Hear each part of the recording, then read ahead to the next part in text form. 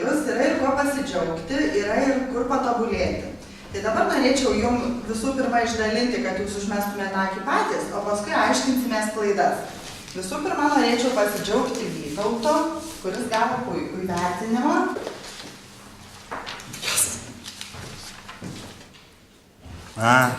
Mokytoja, man tai dzin. Amerikai vis tiek man tos lietuvių gramatikos neprireiks. Būtent, dauguma net nesiruošia likti toj Lietuvoj. Nu, kam ta lietuvių kalba? Pasilsim geriau. Ir taip šiandien persidirbau.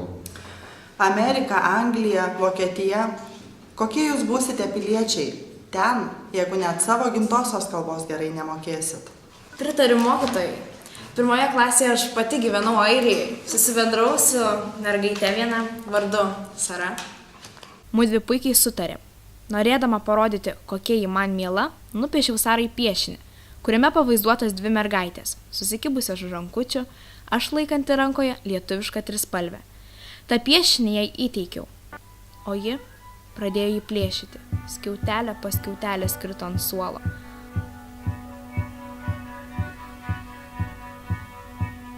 O man krito ašaros. Galiausiai Sara man pasakė: Tautvilė, kam tau ta lietuvių kalba? Štai mes, airiai, tai mylime savo šalį. Nuo to laiko manyje kilo noras kuo geriau mokintis lietuvių kalbos. Tautvilė teisi, lietuvių kalbos nemokantis lietuvis, tik pusė lietuvė. Mantai, žinai, kas tu esi? Puslietuvis. Puslietuvis.